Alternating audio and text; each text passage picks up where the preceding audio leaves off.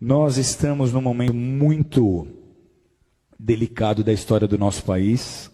Talvez não haja em nossa história um momento tão preocupante como esse aqui.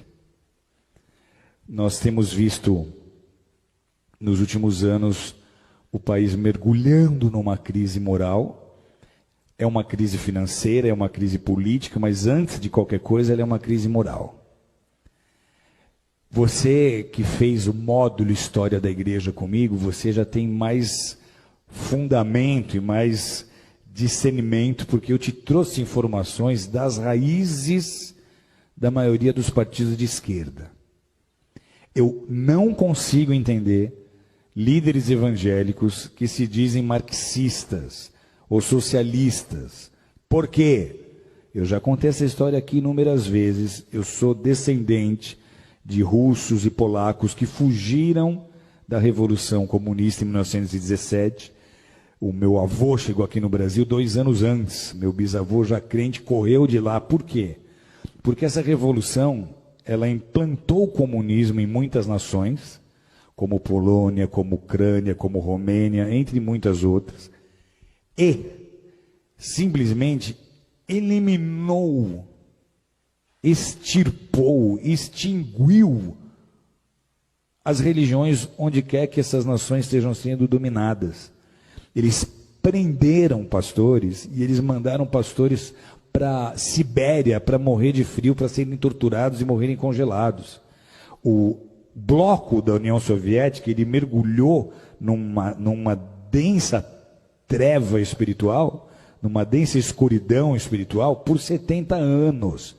Você chega na Rússia hoje e tenta pregar o evangelho, as pessoas não têm ideia nem de que seja Jesus. E essa filosofia é a filosofia que move todos os partidos de esquerda. Os ideais desses partidos são os mesmos ideais de Karl Marx, são os mesmos ideais de Engels. Na loucura das suas ideias revolucionárias, eles começaram a pregar e a ensinar que a desigualdade social que eles deveriam combater começa na família.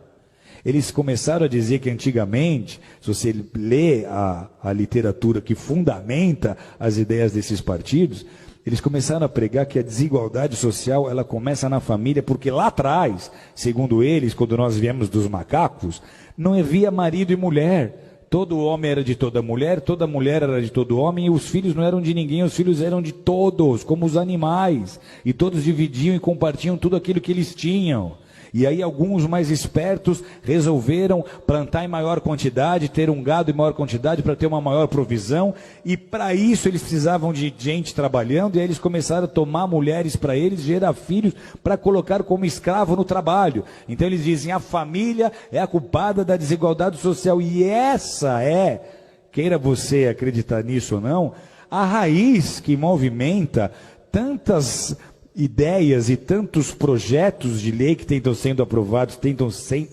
tentam se aprovar no Brasil, com a intenção de destruir a família tradicional, de destruir a família modelo judaico-cristã. Esses são os partidos, amados, que estão imputando na educação as cartilhas de gênero sexual, como nós temos vendo, de ideologia de gênero. Esses são os partidos que estão apoiando os direitos humanos, como vocês têm visto, que apoia muito o direito do bandido, do assassino, mas não quer saber da vítima. E eles transformaram, nesses anos que estiveram o governo, o Brasil no país que nós somos hoje. Não só mergulhado em crise moral, mas financeira. E por que é importante nós nos posicionarmos agora? Porque de tudo que você já viu, que já veio à tona do que eles fizeram nesses 13 anos, que só comprovou um desgoverno. Porque o compromisso desse bloco não é com a nação brasileira. Eles nem usam a bandeira do Brasil, eles usam bandeiras vermelhas. Por quê?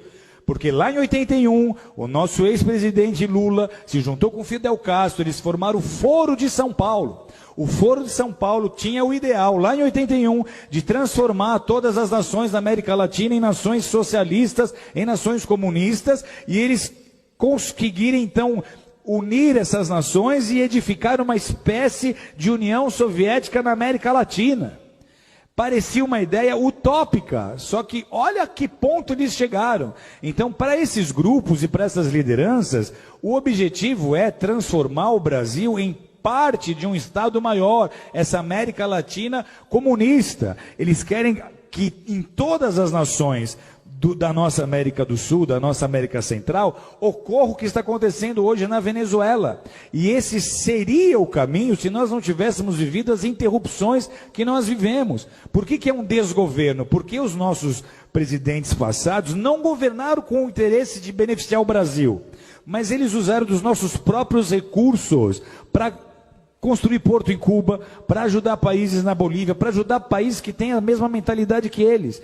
Então, se nós permitirmos que um partido qualquer de esquerda, com essa mente e com esse coração, suba ao poder mais uma vez, o Brasil não vai resistir. Vocês estão entendendo o que eu estou dizendo? O Brasil não vai aguentar. Financeiramente vira caos. Vira caos, porque a economia para estar ativa, ela depende de investimento externo. Os investidores não vão botar dinheiro num país em que eles não têm confiança, ok? Então, se sobe um líder de um partido desses e ele tenta botar um bom ministro da Fazenda para tentar convencer os investidores de que tudo vai dar certo, isso não vai funcionar. Vocês estão entendendo ou não? Então, vira caos. A grande preocupação qual é? Se esse governo agora, essas eleições agora, sobe um partido como esse, a crise que nós estamos vivendo, ela é tão séria que a gente teme de verdade até uma revolução. Porque vai ser muito fácil as pessoas do centro, oeste, sul e sudeste não aceitarem esse governo.